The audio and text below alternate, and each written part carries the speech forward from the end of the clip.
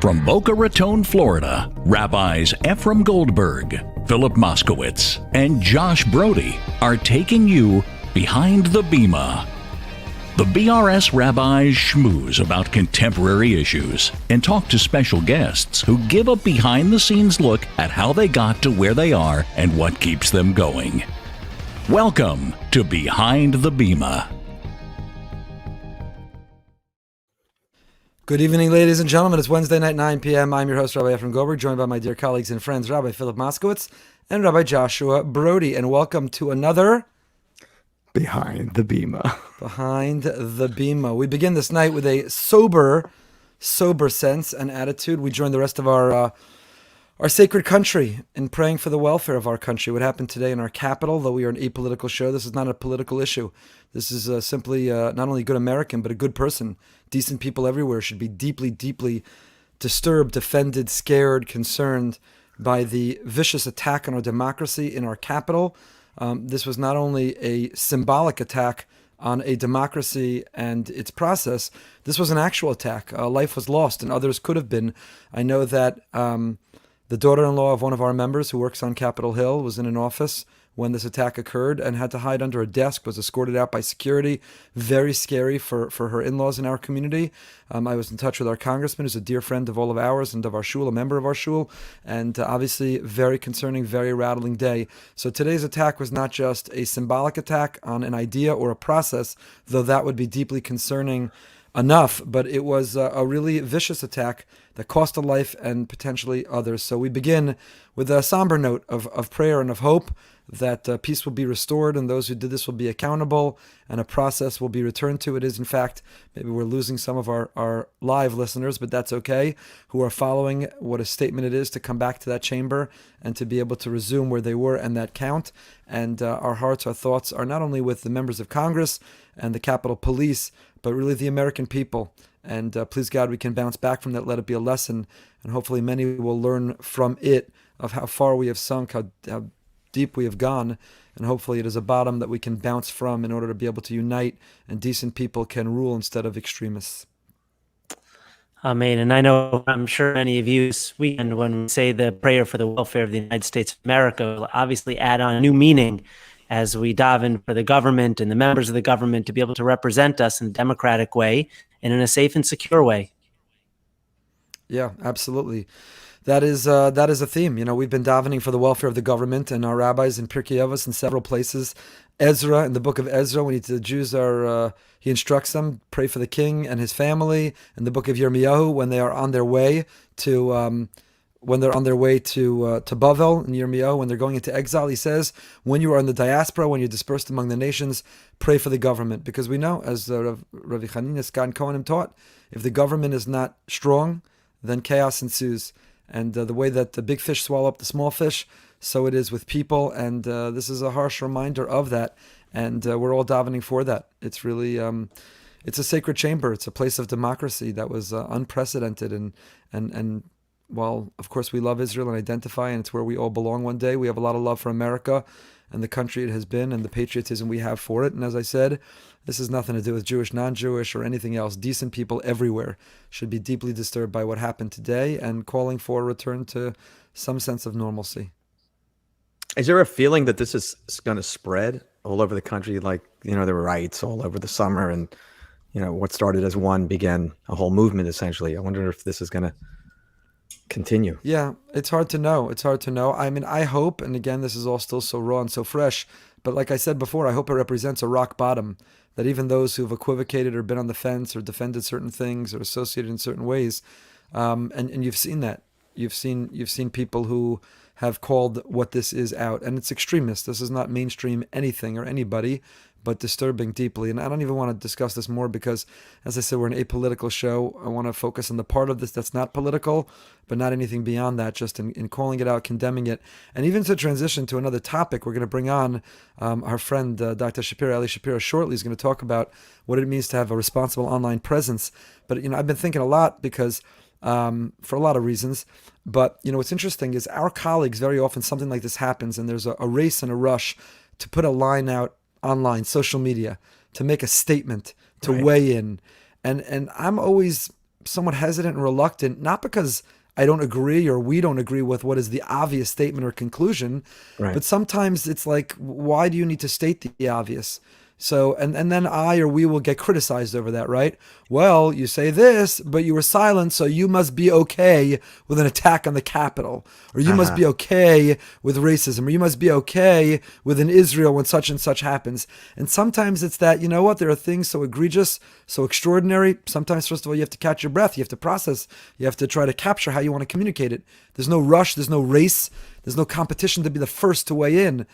Sometimes. Other times you just feel like something is so obvious that you don't need to say. And if you're saying it, why exactly are you saying it? So I'm not being critical of anybody who's weighed in already. I'm just sharing part of my own thought process of, do the three of us need to go online tonight and on social media say we share and this was terrible and all the things we just said here and decent people everywhere and democracy and so on and so forth, just so that we can avoid someone later sending that critical email or online calling us out. Where were you when? And that's an unfortunate byproduct of this online world we live in. I've been thinking about that all day since this has happened, not only with this particular incident, but more broadly. I was going to say, but then I'm saying you'll be writing statements almost every day. There's always something to, and then I was thinking you actually do, for the most part, write statements every day on something very important. So but you realize how dangerous what you just said is, because there are people listening who will say, no, this is not an everyday occurrence. And they're right. What happened today is not every day. In some way, it's unprecedented, or it's unprecedented in modern times. So they're right. The problem is others will say that other things are unprecedented, and that's where it gets really, really complicated.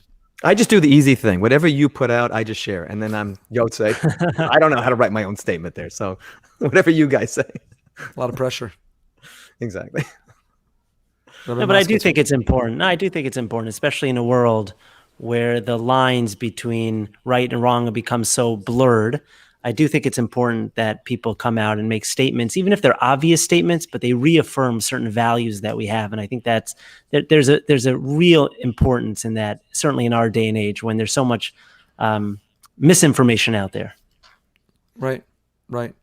Well, I mean, listen, I'm on a lot of conversations among leadership on certain other national rabbinic and other organizations, and the same debate happens at that national level. What do you put out statements about? And then this side will be upset you didn't put a statement out about the other thing, or the statement wasn't strong enough. And Rabbi Moskowitz and I are in a chat that even he commented on a not as a criticism. It was a fair observation you had, but a certain Jewish organization put out a statement already tonight quickly, but they didn't call out anyone by name. Let's just say they talked about the behavior, the activity, and the people who speak irresponsibly and incite towards that conclusion. So is that good enough? Were they trying to walk this fine line? Were they trying to be heard by everyone on all sides? Should they have called out a name? So, it's interesting. We're going to bring Dr. Shapiro on momentarily, who will talk about responsible use of our online footprint, our digital citizenship in terms of filters and what we're exposed to, in terms of what we post and share. But you could have a similar conversation in the other direction. Absolutely. And one of the things that I struggled with today, and I wonder if you guys had something similar, I had difficulty explaining it to my kids. How do you describe to your children that the Capitol, really such a symbol of American democracy, something that's supposed to be so secure and sacred? And I had to figure out a way to describe what was going on to them. And it was really hard and somewhat painful. Right. But important. I think it's important to talk to our children. They should know. They should be informed. They're going to hear about it. And so instead of at recess or lunch, and obviously kids of different ages are different, but, this is part of chinuch, is educating them of how do we see, how do we interpret, what do we tolerate, how do we feel about it, how do we speak? Right, absolutely. And that's one of the things we spoke about is, something that we spoke about online all the time, which is civil discourse. How do you disagree with someone agreeably in a way that you don't resort to violence, that you're able to use your words in a constructive fashion? And it's very hard to do that when you see what happened in Washington today. I'll tell you this, it did not take 2021 long to go downhill. Everyone's attitude, we're going to turn the calendar clock, new secular Gregorian year, fresh start, only blessing, great things, new beginning. January 6th, took us 6 days. 6 days to do the newest unprecedented. That's a word that we use a lot lately. I don't even know if we use it accurately. We use it a lot that reflects our shock at what's happening. Pandemics are not unprecedented. Unfortunately, they've been going on, I think, once a century. And this is not unprecedented in American history, sadly and tragically. It's just unprecedented in modern times. But we are describing things as unprecedented at too quick a rate. No, but it is unprecedented because, we've come to believe that with modern technology and security, you'd be able to secure capital. You'd be able to have enough in your arsenal to be able to protect the country from things like this. And I think it's that false sense of security, which makes today so jarring for so many of us. Right. Yeah, it's scary. Very scary. It is scary. Can I flex for a moment just to not? You can flex away because I was going to go there anyways. No, we're not going there. I wasn't going to flex about that. And Rabbi Broide, if you could move your camera a little bit to your left, would be great. I was going to actually flex about something else, which is one of the highlights of my professional life, but even my life was I had a great privilege. And there's a funny story that goes with this so that we can transition into a little bit lighter, because people tune into Behind the Bima. It's an important issue of the day, couldn't be ignored, but people come here to get away. But you both probably remember because it was your best practical joke of your lives. But I had the great honor and privilege. I mentioned our congressman is a good friend. That's not a flex. That's before he ever was a congressman. He was a good friend working in the leadership of our local Jewish Federation. Anyway, he invited me to give the prayer in the House of Representatives from that what is now going to be I don't know can you use the word iconic picture in a negative sense? What will be a terrible picture in perpetuity of that person who crashed the chamber and stood at the speaker's podium and raised his fist today, and that will go down in infamy as a picture. So I had the privilege of delivering a prayer, a short prayer, a very edited and censored prayer, but a prayer nonetheless, from that place. And that was one of the great honors. And, I took my kids, I flew to Washington and spent the day. My parents flew in.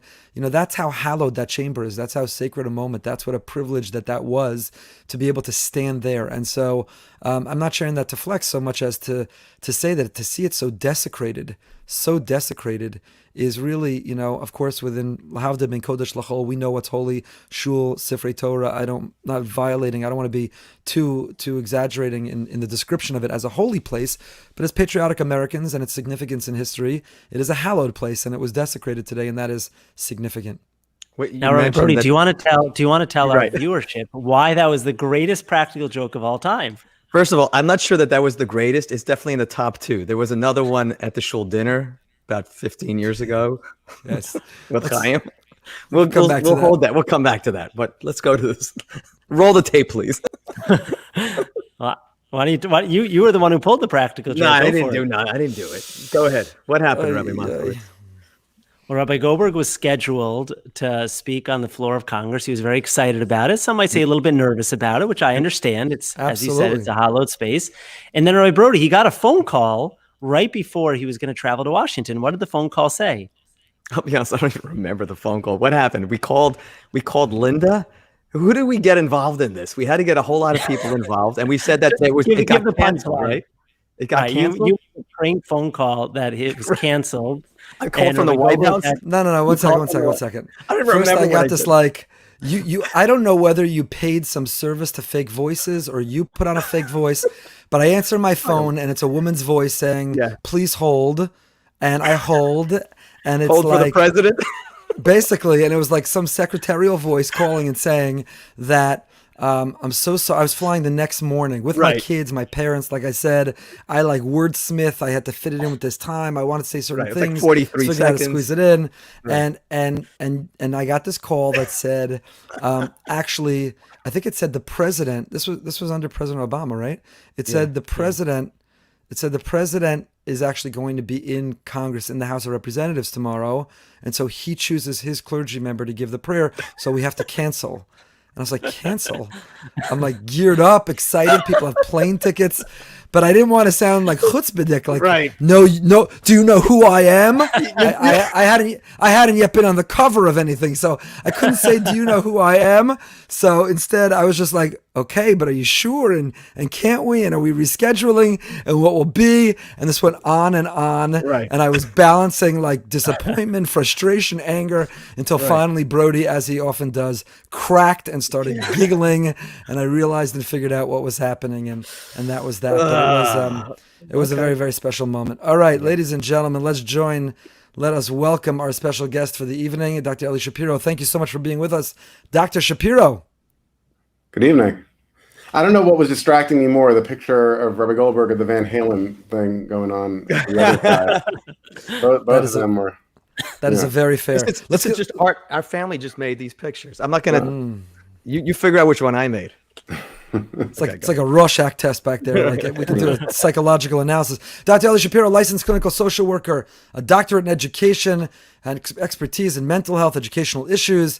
And for those who don't know, a noted writer, thinker, speaker. He's been to our community several times, have done training for parents and for educators. And I think, I don't want to say what's most significant in your life, that's for you to say, but I think maybe we best know you as the creator of the Digital Citizenship Project, which is a website everybody should check out.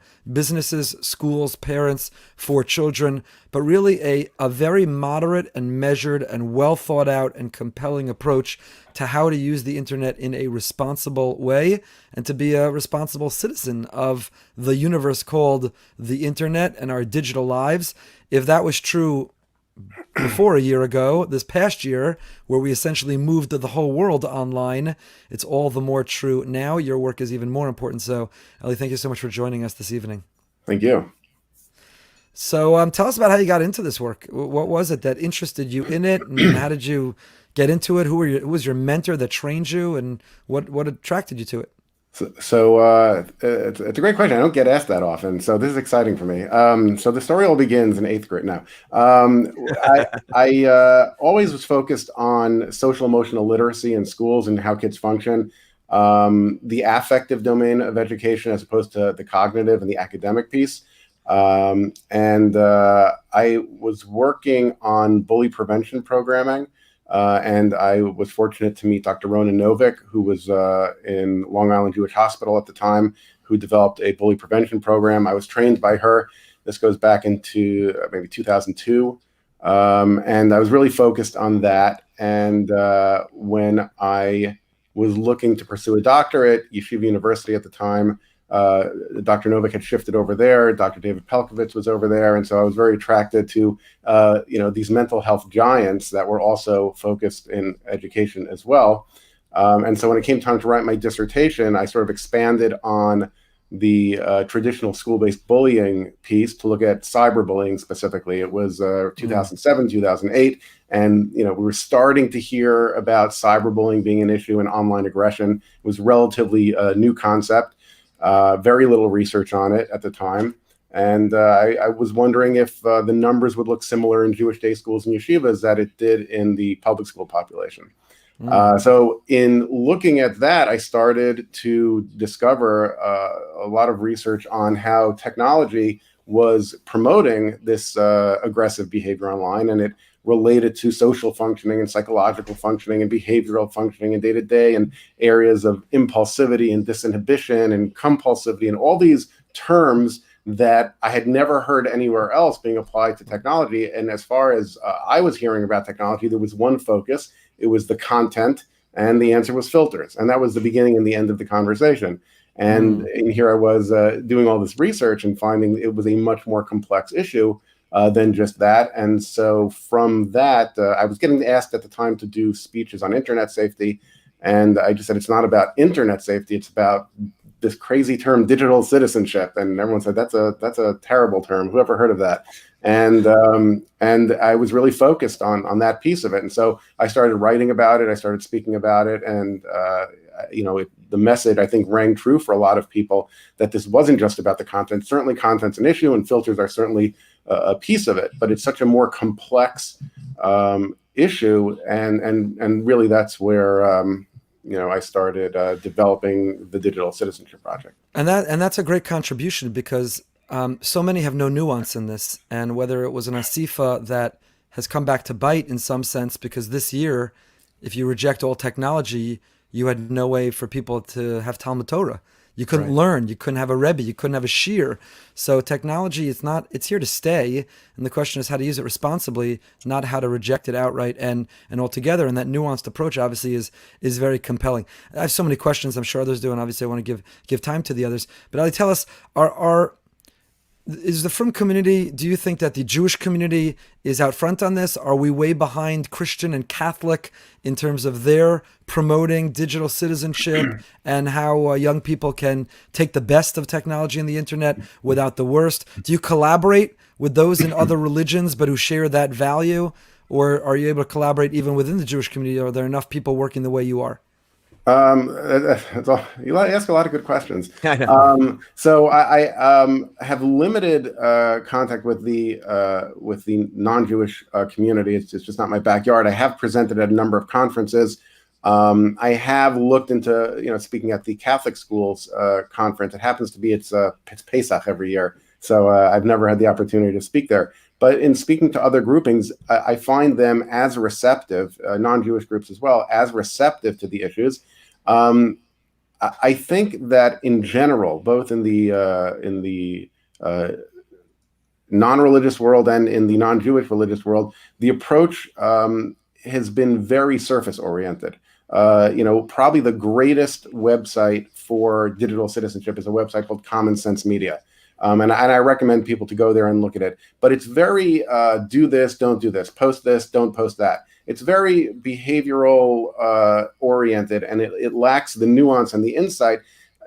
People ask me, let's talk about TikTok. Let's talk about which filter is best. And it's important to identify these, but the underlying issues is so much more important, because if we can inculcate a self-awareness into kids that they can utilize terms. And it's amazing when you hear an 8th or 9th grader talking about impulsivity or compulsivity when it comes to technology and be able to identify that behavior. If we give language to behaviors, then we can manage it. Then we can talk about it. Then we can make adjustments. But if there's no language, and I just give, straight rules, don't post personal information online, but I don't understand what disinhibition is. And I don't understand that I'm more likely to post private personal information or images or songs, like Musical.ly or TikTok. If I don't understand how I'm more likely, I would never walk in the street and sing and dance suggestively. You wouldn't do that. But if it's online, there's disinhibition. So if I can understand disinhibition, then that will inform my behavior across the board, not limited to a specific platform or medium.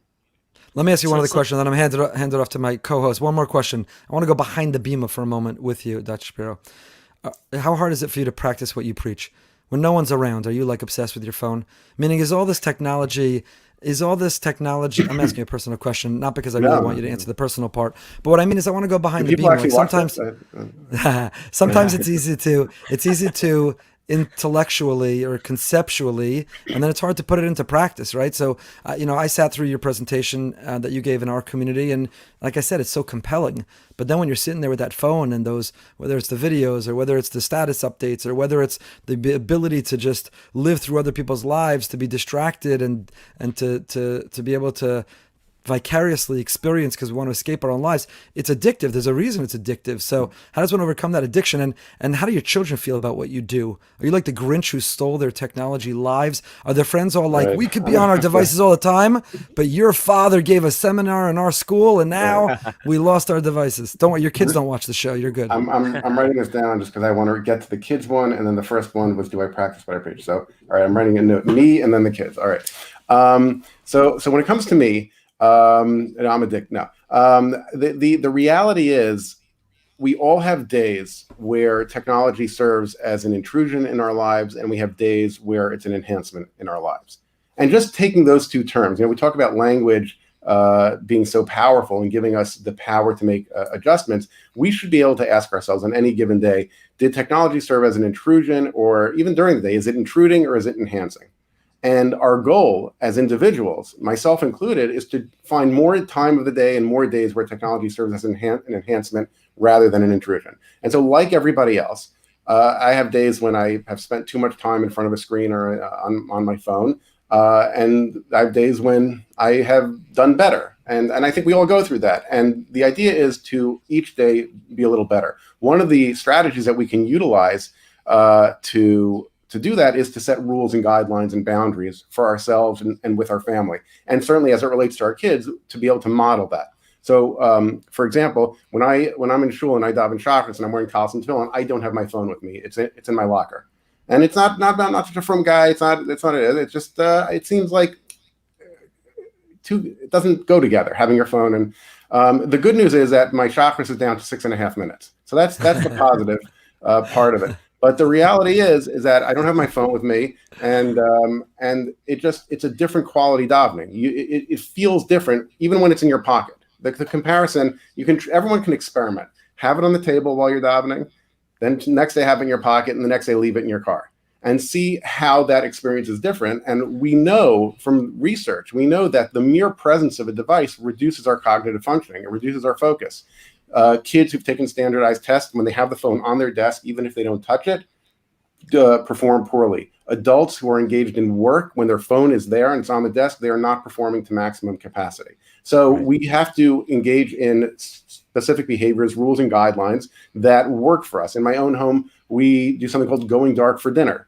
There's no technology at the table for the 15 or 20 minutes that everyone's around the table for dinner time. And qualitatively, it makes such a difference. It makes a tremendous difference. So, I'm nothing special like anybody else. I love technology. It's amazing. In so many ways, it enhances my life and allows me to connect what we're doing right now. You mentioned COVID and how could we have functioned without technology? Rav Aaron Lopyansky mentioned COVID and Zoom classes. He quoted the pasuk Mali Kol Haaretz Dei Es Hashem, that this is how Hashem is spreading knowledge, and that opportunity is tremendous. I asked him if he got pushback on that statement, and he said it's MS. Why would I get pushback on it? So that idea. So that's the first thing. All of us, it's a challenge like anything else, and we want to utilize what technology has to make things awesome, to make things amazing, to be able to connect with family, friends, and be more efficient and be more knowledgeable. But if we assess that it's intruding in our lives and it's taking us out of the experience and it's becoming a distraction, then we have to adjust our behaviors. So that's me. My kids is interesting. My son is in 8th grade, and last year, his 7th grade Rabbi had asked me to come in and speak to the boys about technology. And for us, he asked my son first. Usually the child would object to their parent coming in. I don't know, maybe your kids like when you come to school, or no, they don't. So my son didn't object. I came in, I spoke for about an hour to a group of 7th graders, and they asked great questions. They asked great questions. They were engaged, etc. It happens to be this past Shabbos, my son's friends were over, and one of them, they had seen I was speaking for an organization that was in the local newspaper, and they gave us this guy, oh, we saw you in the paper, and can you come back this year to our 8th grade class and give your speech again? And so either they really like my speech or they don't like their Rebbe. So one or the other, but I think they have a great Rebbe. So, and then he asked me the question, I said, is there any question you want me to address during this roundtable discussion that we're doing? So this is an 8th grade, 13-year-old boy who said, how much is too much screen time? Which I thought was like a fascinating question to come. I hear that from adults, but about their kids, not about themselves. Right. But to hear it from an 8th grader, and he was genuinely curious. What is the right amount of screen time? Like most kids, he likes watching videos. He likes playing video games. He likes playing sports. He likes doing all of those things. So he wanted to know what the right amount was. So in asking my kids, I think that my oldest daughter actually said it really well. It was annoying at the time, but looking back, she appreciates the limits and the guidelines and the communication around technology. So let me just jump in on the children piece, because when you spoke to the community, it was really, really well received. And I know a lot of parents, it really caused them food for thought. And I know for my wife and I, it was like a real game changer. We were just coming to that point of children and technology. And your presentation really opened up our eyes. The feedback I got, though, subsequent to that, was that a lot of it sounds really good in theory, but in practice, my children just wear me down. That's what I kept on hearing from parents, which is that, yeah, we made the rules and we set the boundaries, but like every night was just a fight. Every night was a fight over timing and access and this website and that website, and they needed it for school and they wanted a little bit more of it.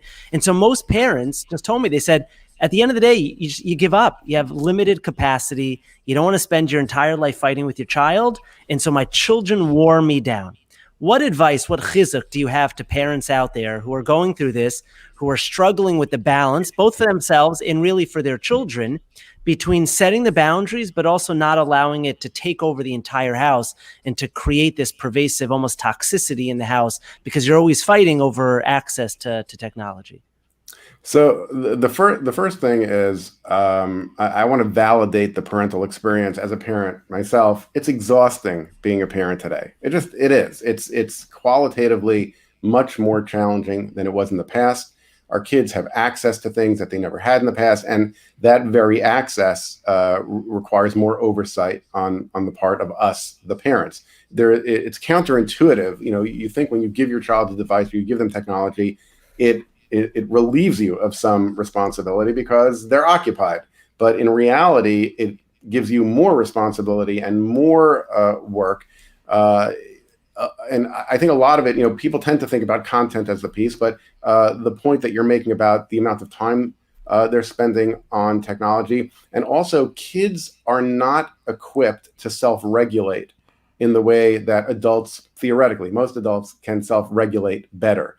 And so therefore, as the parents, we need to self-regulate. So when we give our kids technology, we're really putting the onus on us to manage it. With that said, it is a challenge. And I do think that we can do better than we think we can do. I think at times, in behavior modification, the behavior always gets worse before it gets better. But it always gets better at some point, unless there's other unrelated issues. And that happens too. But the reality is that it has to be something that's constant. It has to be something that you have rules and guidelines within the house and keep to them. It's not to say that during COVID, we don't make adjustments. We made a lot of adjustments, including more screen time, both recreationally and academically. The norms demanded it, but we weren't in shul as well. Doesn't mean that we're not going to go back to shul because we got used to a certain behavior. Same thing, just because we utilize technology more frequently and in greater numbers than we may have in the past, doesn't mean that we can't pull back on it and restructure. But it does require a commitment. It does require an ongoing conversation, and consistency is really the key. And that doesn't mean that your kids aren't going to have days where they're on their devices too much. Doesn't mean you give up. It means you keep at it and remind them, and it's a conversation. And also, I have found that in retrofitting, it's very difficult to just make it about the kids.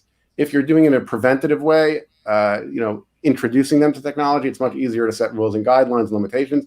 If we've already sort of thrown our hats over the fence and we're stuck with it there now, then it has to be a family approach. So as a family, we say, okay, as a family, we're not going to utilize technology the first hour that we're home. No one in the family. When you come home from school, you can go play outside, you can do your homework, you can do it, but there's no screen time for the first hour that everyone's home from school, work, etc.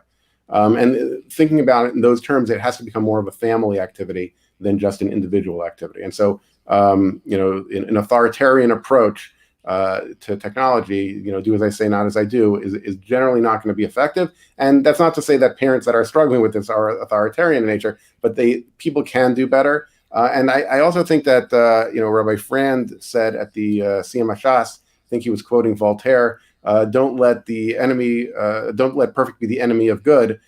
We have to try to do our best and be good enough. We're not going to be perfect. And sometimes when we don't hit that mark of perfection, we feel down on ourselves and we say, I just can't do this. The goal is not perfection. The goal is to be good and consistent. I remember when we were first introduced to the internet back at Boca Raton Synagogue, we had a dial-up modem, and we wanted to run a program for one modem for all of us that we all used to share. So we wanted to do a program for parents, I guess similar to what you were doing, but this was back in the early days, and show them how easy it was for their children to access things that were probably inappropriate. There were no videos. There was pre-videos. There was no Google, but whatever the search engine was, and Ask let's just say I think we were all pretty surprised how easy it was to find certain things. And I think I see some of the people that are watching right now are probably there, Sal and some of the other listeners. But today, right? That was the beginning. Is there something that parents that I'm a little older than Rabbi Moskowitz, he's a little bit more forward thinking, and he gets us obviously a lot quicker than I do. But are there things that we as parents are completely not aware of that we should be aware of right now? Is there a program?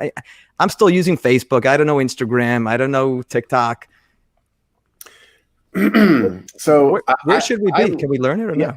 I learn new things every day. I literally learned something new last night as a new issue. I don't want to scare anybody, but I learned a new issue in technology last night. I was doing a roundtable discussion with Rabbi Moshe Taub from Queens, and he brought up this idea that it's not an idea, it's something that he's been dealing with, where kids will go onto YouTube and hear atheist speakers give compelling arguments, anti-religion atheists. And he's been getting phone calls from teenagers saying, I just don't believe. If you look at Richard Dawkins and other, thinkers in this field, they can give compelling arguments to 13 or 14 or 15-year-old minds. And this is something that I never thought of. I never heard about. It doesn't really get to, my office, but I guess in the rabbinic sense, you hear about that. So I'm learning new things every day as well. One of the themes that I talk about a lot with technology and parenting is being thoughtful and deliberative. And I like those two terms because it really applies to everything in every time, no matter what the new trend is. Anytime that a new trend comes in, when I speak, I have a big BEH on the screen, and everyone thinks it's Be'ezras Hashem, but it actually stands for "But Everyone Has." And I think that's one of the biggest challenges for parents is that they hear from their children, but everyone has TikTok, but everyone has an iPhone, but everyone has the latest Xbox. And in most cases, everyone does not have. Some kids have, but at some point, everyone does have. And it really creates a challenge for parents to make those decisions. But this is not something that's unique to technology. This is across the board. Being a parent, everyone, well, you don't have coats in Florida, but here at Montclair Coats. They have Montclair. It's a fancy brand in the Five Towns. Very expensive, like $800. Made it down here yet. Yeah. Everyone has. Now, am I going to, my child feels like they're being left out and they feel like everyone else has the thing that they don't. And it can have a impact on their emotional well-being. But that's something to address. But as a parent, we have to look at the consequences of action versus the consequences of inaction. And I think that thoughtful and deliberative approach applies to everything, to what age we're giving our children devices, what access we're giving them, what apps we're giving them. And if it doesn't feel right, it probably isn't right. And there are a few pragmatic ways of determining whether you want to give your children access to something. So let's just say apps. Let's just say TikTok, for example. But we're not talking about TikTok. We're talking about all things that your children will come home and say, but everyone has. So the first thing is when you go to the App Store, there will be a age recommendation, 12 plus, 17 plus, whatever the age recommendation is. So that's your first indication of where things might be. If you have a 10-year-old and they're saying, I want Instagram, but Instagram says 12 plus, or Snapchat is 12 plus. So off the bat, if the social media company is not recommending it for your child's age, you can be sure it's not appropriate for your child. But then next to that, it'll give you reasons why they have rated something 12 plus. And that will include, crude and suggestive humor, occasional nudity, things along those lines. And then you say, wait a minute, even though Instagram or Snapchat thinks that 12 plus is the right age for this exposure, do I feel that way as a parent? And again, it's that thoughtful, deliberative process that will help you as a parent make more informed decisions. I think that's the strategy. So it's not about any specific app or device. It's a strategy of doing research. And again, I mentioned the website. I'll mention it again. Common Sense Media. They will look at videos and movies and websites and apps, and they'll tell you, they'll educate you about it. And I think that's important for parents to do the research.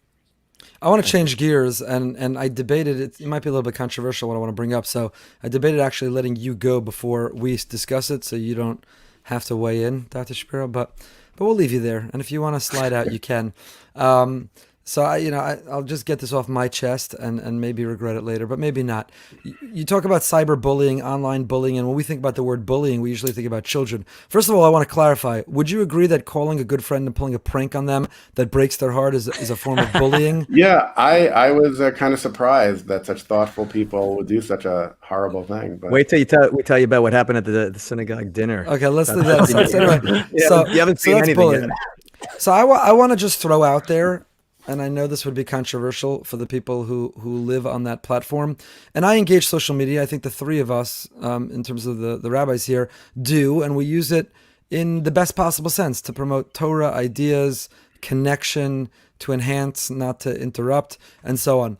But I feel, and I'm going to say about Twitter in particular, I think that there is a lot of adult bullying in the form of snark. And I'm talking about Jewish Twitter. I find it frustrating that Jewish Twitter, so much of the conversation of Jewish Twitter is not contributing to ideas and advancing thought and inspiring, but is like, who's got the snarkiest, the most cynical, who's got the observation, the comment, who can cut, who can be cynical, who can undermine. You could disappear any moment you want, Dr. Shapiro. You could leave. no, if you don't good. want to I'm do liking it. it. So you just lost a lot of friends on Twitter. I did, but I don't care. I'm going all in on it because I find that, what do they call it? Microaggression? Is that what it's called? Microaggression? Isn't that the expression? That's the term, yeah. Yes, I think like on from Twitter, there's a lot of microbullying where someone puts up a thought, an idea, or let's just say an article. Someone else puts up what they think is a hilariously snarky comment about it that they think is adorable and cute. And then others like it and post, and it starts a strings of comments. And it's just, like you said, that you wouldn't dress provocatively and dance in the street. I don't think if you were in a room, you would react and say these things in front of the person because you'd be more sensitive. And yet somehow it's not even the anonymity of the internet because people do it with their name. Right. But the culture, even on from Twitter, is like, it's a competition of cynicism, sarcasm, snarkiness, and just going for the cheap shot, the humor, the laugh, sometimes at other people's expense, sometimes at the expense of taking things seriously. I'm not talking about anyone particular. I don't want anyone to read into it. I'm not talking about that. No, somebody just commented. I'm not talking about my cousin who I love. My cousin who I love wrote an adorably cute comment after this Mishpacha article went up, but others were less adorable and less cute, let's just say. But it could be Twitter, Facebook, could be elsewhere. So I wonder if you have a comment about how even those who are Torah personalities, even those who are committed to a certain set of values of midos, of interpersonal behavior, somehow the keyboard and the internet connection, somehow the physical distance, somehow that feeling like I'm just commenting on. Like I know, and again, thank you for this therapy session and giving me this moment. But right, so Rabbi Broide, this magazine, whatever, I posted an article that I actually thought was thoughtful, and I want to really inspire a conversation around it. And unfortunately, this picture and the cover and the title that went with it is a distraction from the conversation. And I wish that people would read the article and really ignore the picture and the title headline. But just for the record, I wasn't putting it up because of that. I was putting it up. No, I understand. I got it. Book, a magazine. There's no other modern Orthodox rabbi that's ever been on the cover. I got it. I appreciate that. Proud. But it's interesting because while there were friends of mine who posted it, let's say online, and I made the mistake of reading some comments on their page. So there's an interesting phenomenon. I'll end my little rant with this, which is people think that if you're not posting a comment on the page or on the profile of the person directly, but of somebody who quoted them or referenced it or linked to it, then it's okay. Like all holds barred, you can do whatever you want. But they're real people and real feelings and real personality. And again, that doesn't mean there can't be an exchange of ideas and there can't be critical feedback and critical thinking. But like a rule of thumb, if you wouldn't say it in front of the person, you wouldn't say it in a crowded room to the person, then don't say it online. Is that fair? So yeah, it's interesting. The first thing is I'll provide some free therapy here. Reggie Jackson said they don't boo nobodies. So you should feel good if they're booing you. It means you've accomplished something. It's a way of thinking about it. But you made a point that even when their name appears on their comments, like if you look in like the Yeshiva World News coffee room, a lot of the names are made up. Like Gadol Hadar, I'm pretty sure he's not the Gadol Hadar. Whoever is Gadol Hadar 14. He's working on it. Yeah. It's important to have aspirations. So, but there is something called relative anonymity, and really the psychologist John Suller identified something called the online disinhibition effect, and it basically says that when we're in front of a screen, when we're communicating through a digital medium, we are more likely to do and say things that we would not normally do and say in a face-to-face conversation. Right. If you're anonymous, like the Gadol Hadar, then you would expect that people would make snarky, aggressive, hurtful comments. But what's amazing is that from a psychological standpoint, even if I'm emailing you for my email, ellie@ellieshapiro.com, or I'm posting, Dr. Ellie Shapiro, it's clear who is saying it. I'm still more likely to do or say something in that online realm. There's a sense of distance, of anonymity, that there's something specific about the internet and digital communications that does that, and that's part of where the education has to come from. Because if you ask yourself, would I say this to the person's face, and the answer is no, then why am I doing it online in an environment where it's more public and more permanent? Right. It should be the opposite. Maybe the guy's face when no one's around, I'll be aggressive. No one can prove I said anything, but here I'm willing to post it. So it's a psychological function related to the internet, related to digital communication, called the online disinhibition effect. And that really, if we are aware of that, again, if we have the language, it informs our behavior. And we should say, well, is this really, what I want to say? The other piece is impulsivity. There's something about digital communication that makes us more impulsive. When I was a kid, if I was angry at someone, I was told, you write them a letter, you put it in an envelope, put it on your desk, you wait a week, and then by the time you're ready to send it, usually the issue's resolved itself. And that is what I was taught anyway. I mean, I was just like an angry kid, so they would tell me to write letters. But today, what do you do when you're upset, when you're angry? You write, tweet, you blog, you comment, you share. It's instant because of the power that we have with our devices. It just promotes this impulsivity, and 22% of adults report posting things and sending things that they regret every week. Wow. Every week, 22% of adults. So it's a fascinating finding. And then kids, when you're dealing with kids, who you give them this powerful tool that promotes impulsivity and it promotes disinhibition, and kids tend to be a little more impulsive anyway. So it's a very dangerous tool that they have if they're not being educated properly, and it's a dangerous tool for adults. How many professional athletes do we hear about that, like 3 years ago, they tweeted something that was offensive? In 2017, there were 10 students that were accepted to Harvard University. So you got to be somewhat disciplined and smart to get in there. And they had their acceptances rescinded because of offensive comments they made in a private Facebook group. It wasn't even Twitter. It wasn't even public. It was a private Facebook group. But the idea that when you're disinhibited, you're going to say things and communicate in a way that, look, maybe it is reflective of your personality, but maybe it's not. Maybe we carry ourselves in real life with a certain level of inhibition, a healthy inhibition that allows us to be regulated and self-control and self-aware. And that goes out the window sometimes when it comes to technology. So just to clarify, I'm a big boy, and I put a lot of stuff out there. I write, I share opinions and thoughts. And when there are criticisms to the substance of what I'm saying, I'm a big boy. I don't always like it or want it, but I can take it, and that's what I invite, and I welcome that by putting myself out there. There was a comment on Facebook today in response to my article, and it was a great point about a contrast I had at the end of the article between introverts and people who share, and I really appreciated the person's thoughtful response. I learned from it. I was wrong, and if I could tweak or put it out again, I would incorporate that change. But that's what I find is shocking, is that it's not legitimate criticism on the substance. Like I say, in certain circles in particular, there's just this atmosphere of competition of who can be the most witty, even when it's not elevating the conversation. So do you have a rule of thumb when someone's going to post something? What are the questions one should ask themselves? If they're a Ben Torah, a Bas Torah, if this is a aspirational, religiously spiritual aspirational person, what is the rule of thumb? What should someone ask themselves before they post anything online? So I can tell you what I do, just because I'm like everybody else. I use technology. I have Twitter. I see things that I want to. I think to myself, oh, I have a snarky comment that I think would get a laugh. And what I don't think you'll find anything online. I think I scrubbed everything. But no, the idea is that like everyone else, you have these impulses.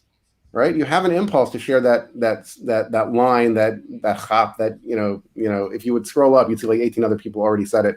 But like, I always ask myself, how does this help me? Right? Am I advancing an idea? Am I promoting something? And will this reflect well on me? Those are two questions that I ask. Do I really need to share this? What is the upside for me sharing this comment? Right? What is the upside? And is it something that will stand the test of time? And that's what I ask myself. So I end up usually, if I wait 5 minutes, the impulse to share it usually dissipates, and I feel like I made the right decision. I would recommend that people do that as well. There are some people that live for that. It's not a question of this becomes part of who they are for a variety of reasons. The online medium is empowering and gives them the opportunity to share their wit and wisdom. And that's not going to change. No amount of reflection is going to help them with that. Because they're committed to that's their online it becomes their online identity.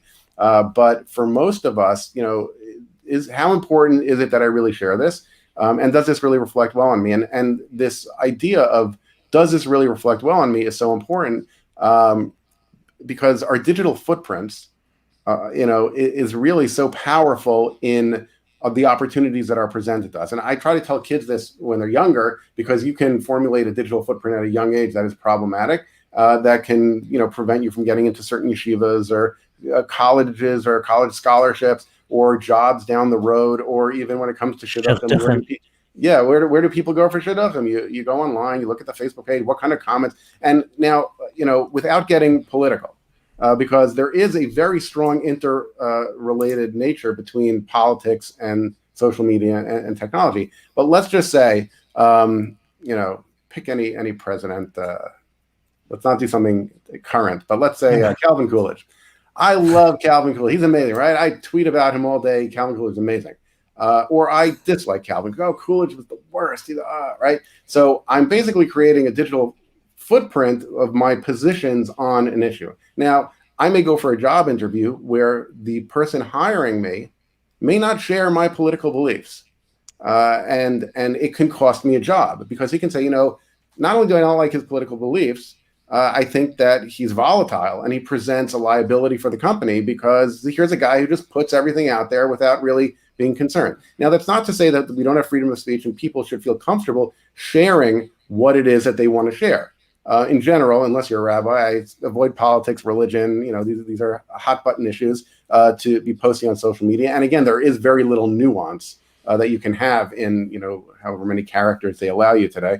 But you have to think, is this really going to be helpful to me? Now, it's okay if you want to share those things, but just be aware that there are consequences as a result. And you may be willing to accept the consequences. When you post an article, when you post a position that might be controversial, you think about it and you say, I'm willing to, whatever the consequences of my position on this are, I feel strongly about this, and I'm willing to accept that. But you need to recognize there are going to be consequences. Sure. So just to jump in for a second, I thought you were going in a different direction when you said, I'm not going to be political, but obviously it impacts politics, which is that I think in many ways, this conversation is connected to our original conversation that we had tonight, which is that I think part of the casualty of moving so much conversation online to Twitter and to Facebook is you lose the relationships. And as Rabbi Goldberg, you just said, something you would never say to someone's face, even if they disagreed with you vehemently in politics, but because you had that relationship and you're in the same room together, I would never say to you.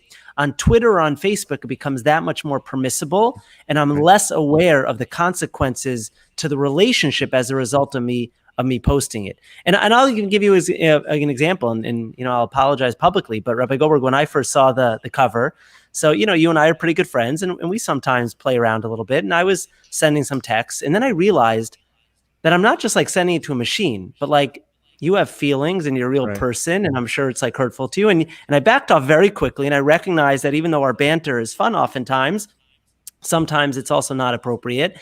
And but even that's an example of you're my nearest, you're one of my closest friends, you're a brother to me.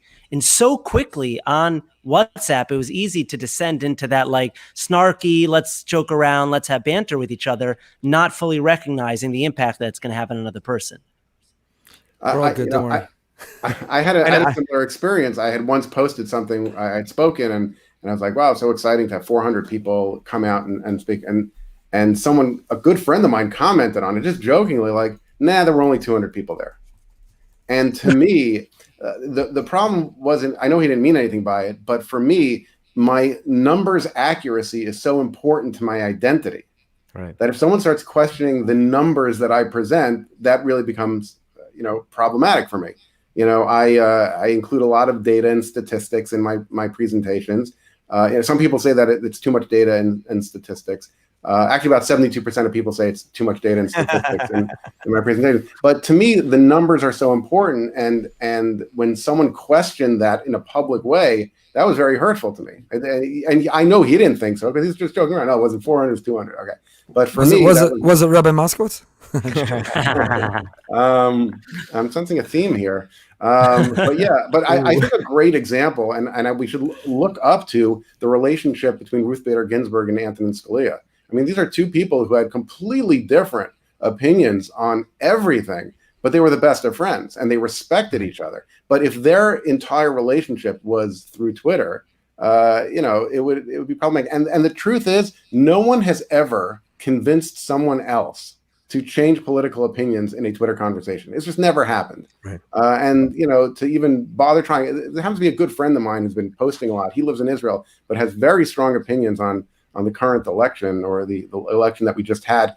I know that's a political distinction as well. I didn't mean to make that, but he's been making comments on the election. And I found him to be so radical and so far. Now I know him, and I find it hard to believe that he's aligned himself with certain opinions and then publicly sharing them from 6,000 miles away. Like, it was amazing to me. But, if I didn't know him and was close with him, and, I would probably have, take issue with, many of the things he says. Amazing. Really a lot of food for thought. Dr. Eli Shapiro, thank you so much for being with us this evening and sharing your expertise and insights and coming behind the Bima. People can definitely check it out, find out more at thedigitalcitizenship.com, thedigitalcitizenship.com. There's a lot of really important help and resources there, so definitely check it out. And thank you, and we look forward to bringing you back to our community to continue these conversations. So thank you so much for being with us tonight. Thank you. Thank you. Wow. Yeah, wow. Lot to think about. A lot to think about. A lot to talk about. Yeah, especially the truth is, it's funny, Rabbi Moskowitz, I could tell that you did that, and I appreciate your having backed off. You didn't need to. And that's part of this also, is that you're a brother to me, so it's all in good fun. You weren't saying anything that I didn't feel myself. I knew that you were genuinely happy for the part that I'm happy about, and you could laugh about it. No, so it didn't bother me in the least. It's the part is that, like, the people that you don't have a relationship with, you don't know, that's when I have to be honest, I was shocked when I know the post that you're referring to, a friend of ours, Israel, made a very nice post about it. And I was shocked by some of the comments. It's disappointing. And I agree with you wholeheartedly that there's this culture out there on Facebook and Twitter where people think they could say things, and they think just because you're a public figure. And again, we have, as you said, we have thick skin. We can handle it. We can debate. We can put issues out there and have people disagree with us. But, there has to be a concept of basic decency in the way that we communicate with other people, recognizing that there's a human being on the other end. Right, and that seems to be missing. Did Mishpacha reach out to you?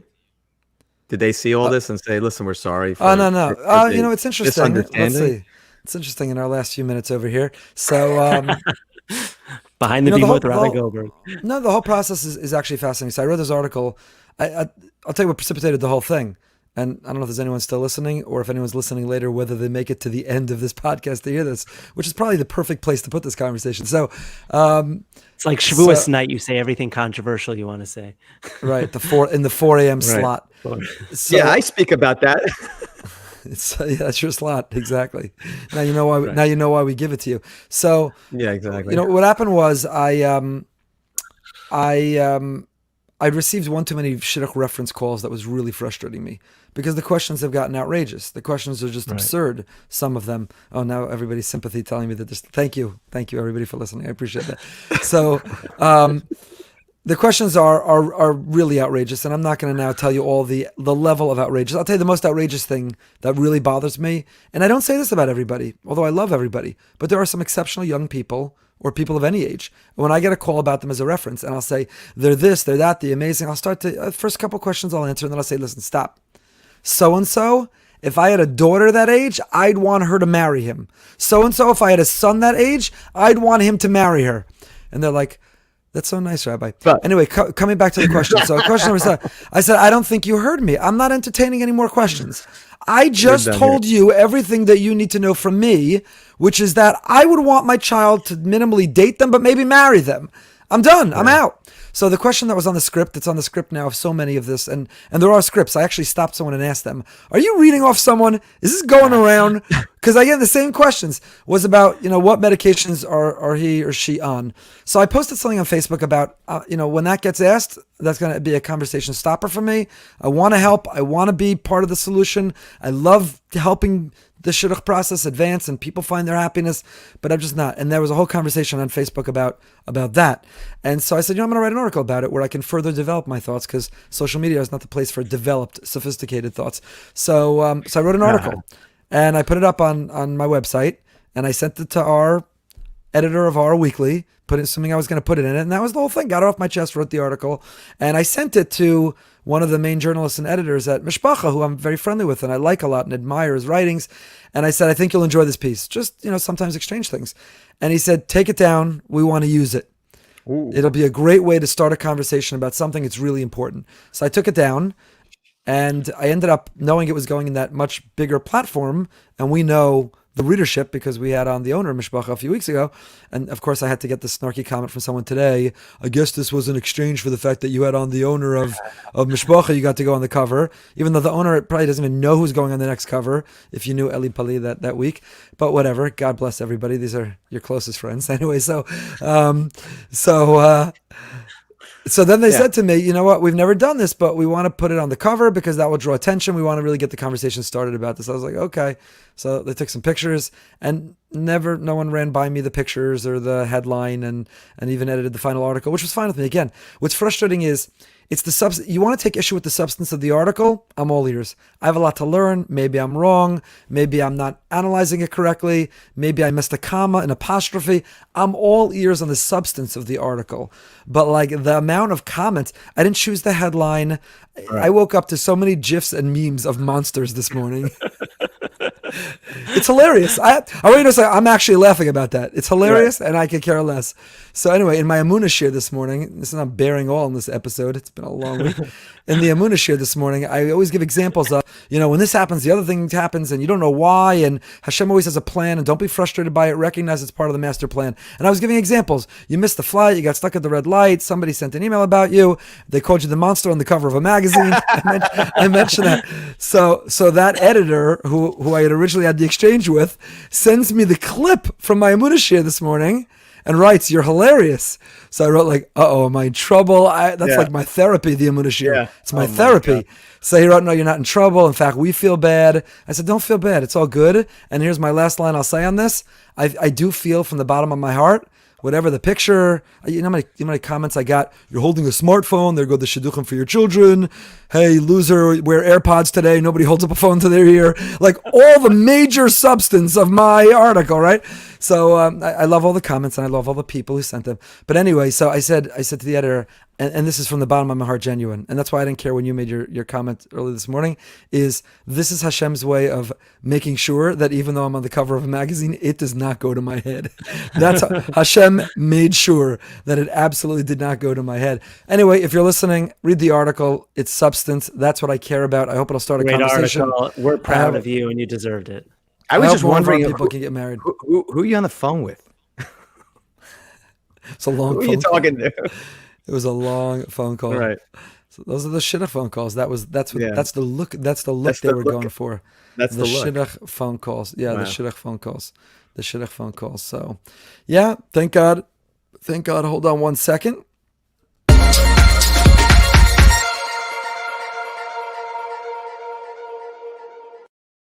We started tonight with an enormous shame on you. What happened at the Capitol today, and there are other shames on you. I'm not going to go to them. Is that the proper plural? Shames on you.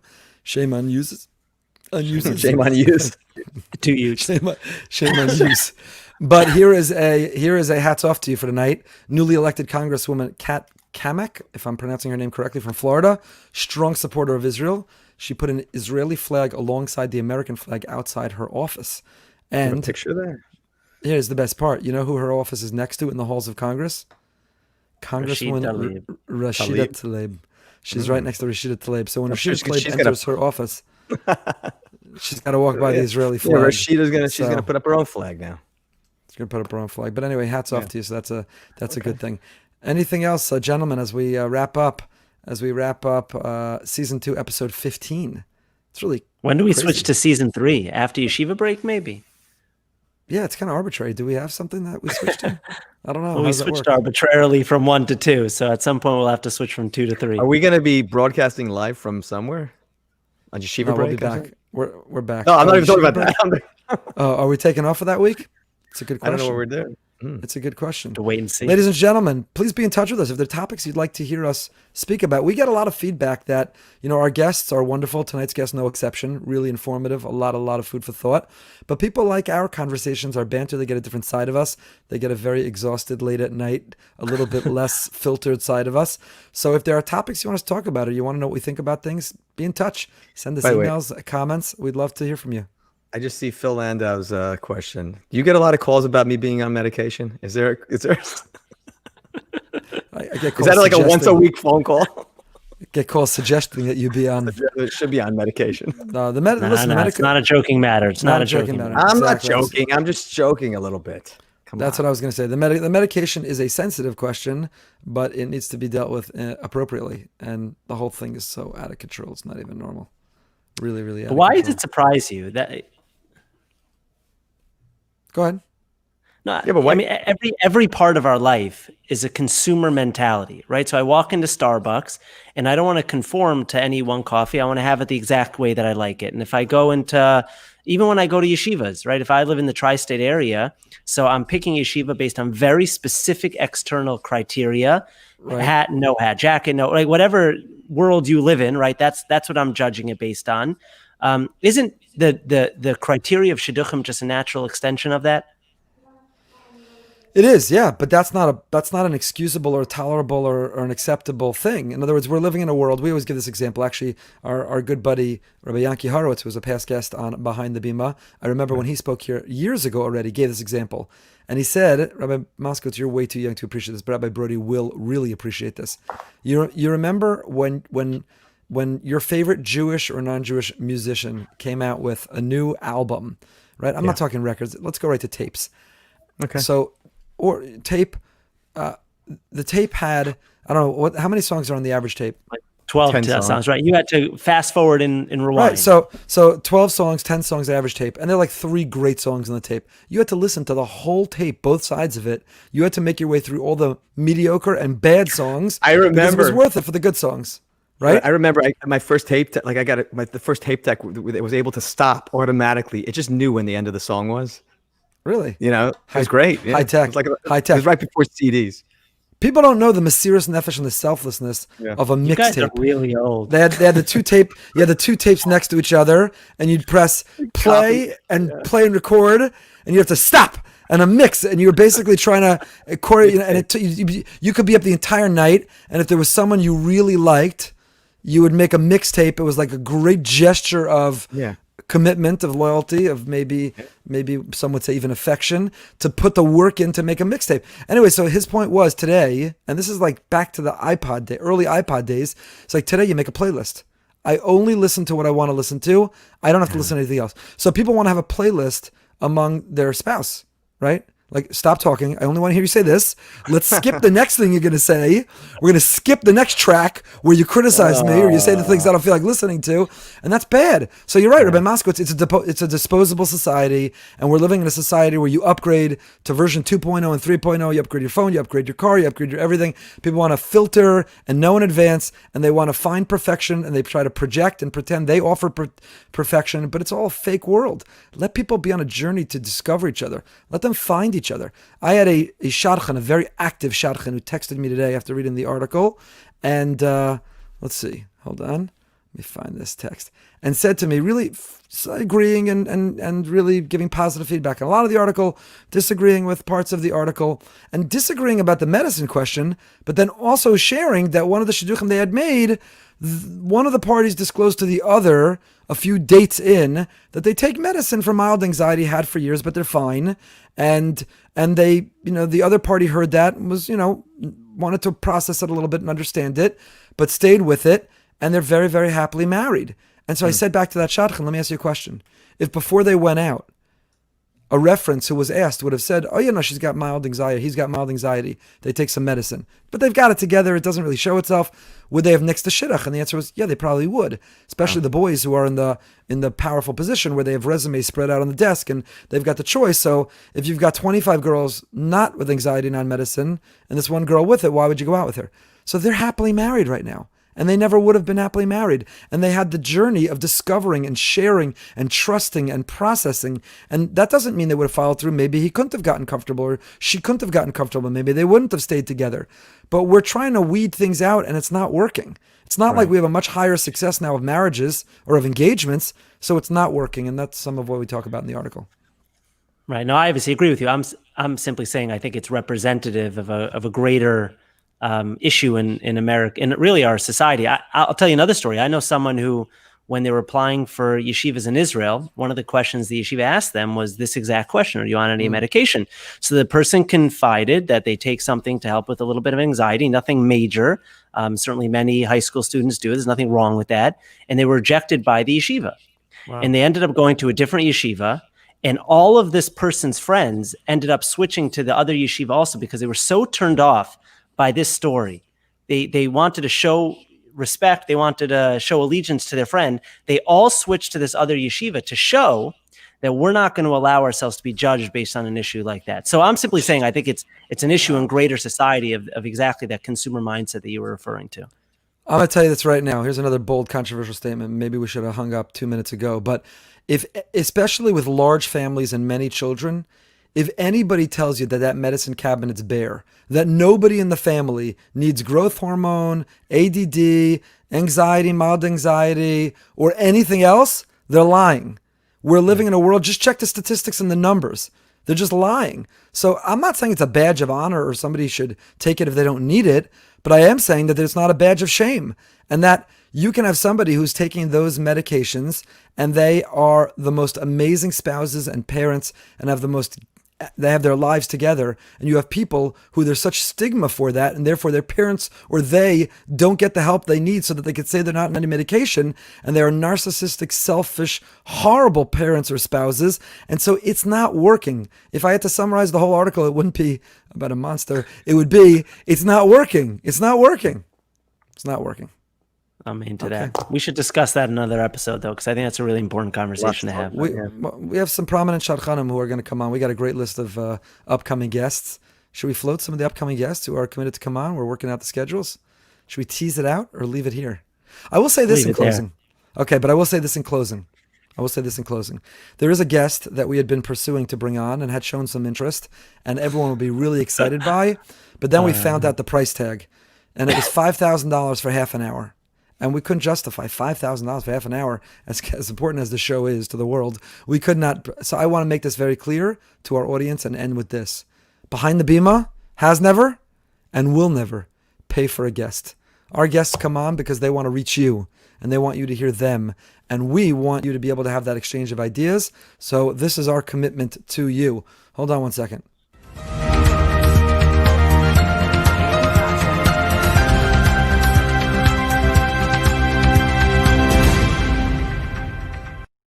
Breaking news. This is our commitment to you that we have never. We will not be taken hostage. And will never. We will never pay for a guest. We want the guests who want to be with us and the guests who want to be with you. So on that note, thank you to Rabbi Moskowitz, Rabbi Broide. Thanks for letting me get all that off my chest and speak a lot tonight and every Wednesday night. Thank you to Dr. Eli Shapiro. If you'd like to sponsor an upcoming episode, know that your sponsorship reaches thousands and thousands. We'll share our statistics at some point, but there are tens of thousands who listen, and that's a sponsorship gets very far. So you can contact Lee, Lee, at BRS Online to be able to sponsor. Next week is taken. We have a few sponsors lined up, but we've got some other opportunities. So be in touch with Lee at BRS Online. Until next time, stay happy, stay healthy, stay holy.